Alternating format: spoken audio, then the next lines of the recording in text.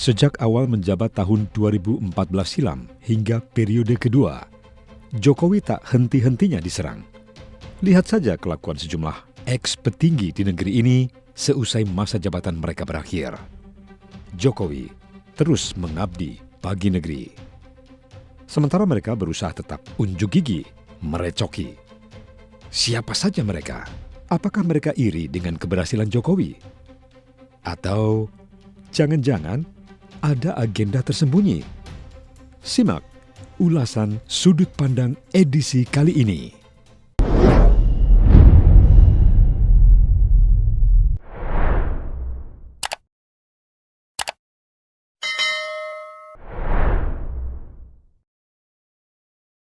SBY, JK, DS, AR, malulah kepada Jokowi oleh Yas Subiakto. Andai SBY, JK, DS, AR, dan sejenisnya mau sedikit jujur dan tidak tertidur nyucup air liur, niscaya mereka baru sekarang ketemu manusia yang sudah selesai dengan dirinya. Dia adalah Jokowi. Orang-orang tersebut yang merasa hebat itu tak seujung kuku hitam Jokowi dalam mengurus negeri ini.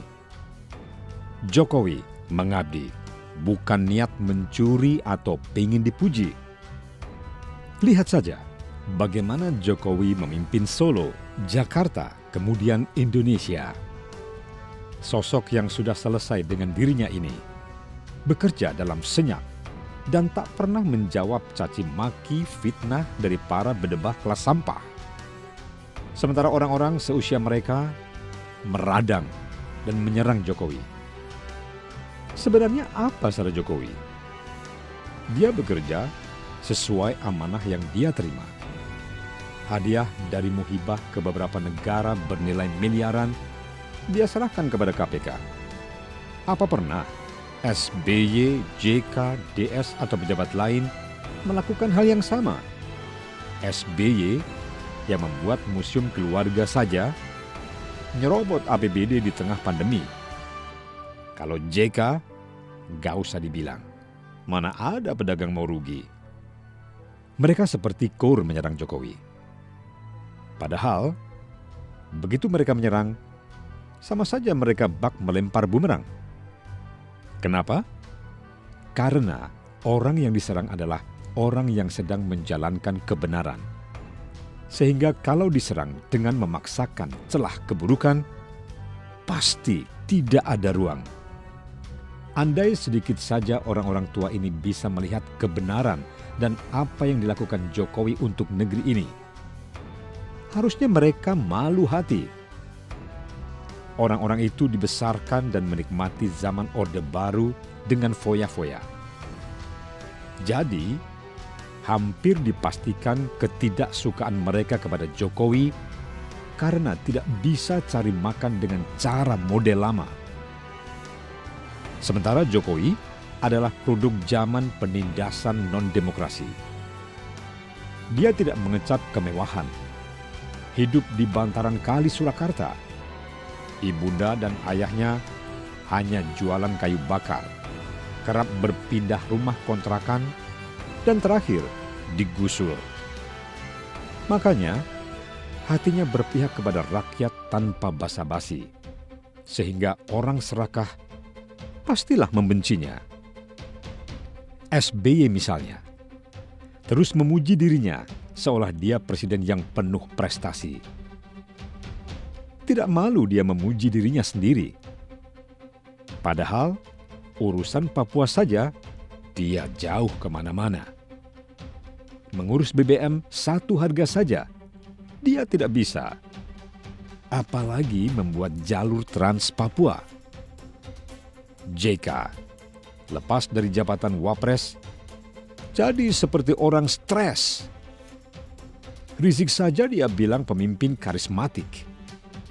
Makanya dia nggak bisa membedakan antara fitnah dan kritik. DS baru saja ditulis oleh Ade Armando bahwa DS adalah sosok yang membahayakan negara. Karena dia berusaha membelah bangsa ini dengan jalan apa saja. Tapi yang pasti, isu agama masih dia mainkan. Ini 11-12 dengan JK sebagai dalang penggalangan perang antar warga saat Pilkada Jakarta 2017 yang lalu. AR, orang tua satu ini sebenarnya sudah basi untuk dikomentari karena usianya sisa beberapa hari saja. Lihat kalau dia ngomong seperti orang songong. Ceritanya, kalau enggak suara langit, ya PKI.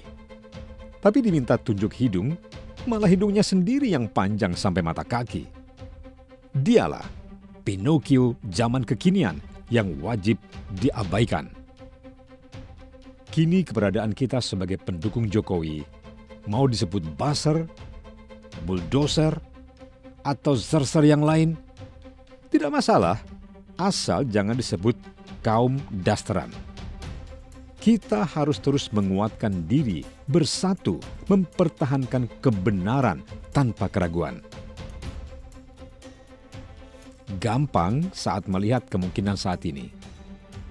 Siapa yang membenci Jokowi, 90% pasti orang nggak benar.